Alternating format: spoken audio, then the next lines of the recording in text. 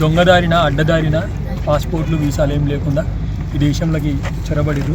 So మనలాంటి చాలామంది financial issues ఉన్నాయి ఇక్కడ. వీళ్ళు ఎవ్వరు కూడా ట్రూగా ఉన్న వాళ్ళకి ఎవరికి పథకాలు అందుతలేవు, కానీ వీళ్ళు దొంగదారులు వచ్చిన వాళ్ళకి వీళ్ళకి ఆధార్ కార్డు ఉన్నాయి, రేషన్ కార్డు ఉన్నాయి. వీళ్ళందరూ ఏంటంటే మనము మన దేశం కోసం పనిచేసుకుంటా, మన ఫ్యామిలీ కోసం పనిచేసుకుంటా ఎంత కష్టపడుతుంటే అడ్డదారిని వచ్చి మన కళ్ళని మూసేసి ఇలాంటి దుబ్బి తింటారు వీళ్ళు. రెండో థింగ్ ఏంటంటే అక్కడ మీరు బంగ్లాదేశ్ చూసుకోవచ్చు, పాకిస్తాన్ చూసుకోవచ్చు. ఒకప్పుడు అక్కడ కూడా సేమ్ ఇట్లా వచ్చారు వేరే దేశాల నుంచి. సో ఇట్లా కళ్ళు కప్పు వచ్చేసి తర్వాత ఏమైపోయారు, వాళ్ళ సంఖ్యను పెంచుకోరు.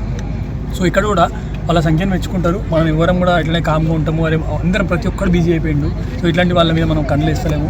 కాబట్టి వీళ్ళు ఏం చేస్తారంటే 1 డే ఇట్లనే వచ్చేసి ఈరోజు ఒక 5,000 మంది వచ్చారు, 10,000 మంది, 20,000 మంది, లక్షల మంది అవుతారు.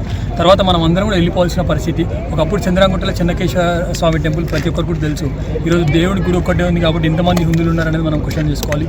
దాంతోపాటు మలక్పేట్, గౌలీపుర, ఇక్కడ ప్రతి దగ్గర ఉన్న వాళ్ళు అసలు హిందువులు చాలామంది వెళ్ళిపోయారు. వాళ్ళందరూ ఎక్కడికి వచ్చారు అని అంటే, అరే అట్లీస్ట్ మేము ఇక్కడన్నా సేఫ్ ఉంటాము, చిన్న పిల్లలు ఉన్నారు, ఇంట్లో లేడీస్ అని చెప్పేసి వాళ్ళందరూ ఇక్కడికి వచ్చారు. ఎందుకు వచ్చారో మీ అందరికీ కూడా తెలుసుకోవాలి.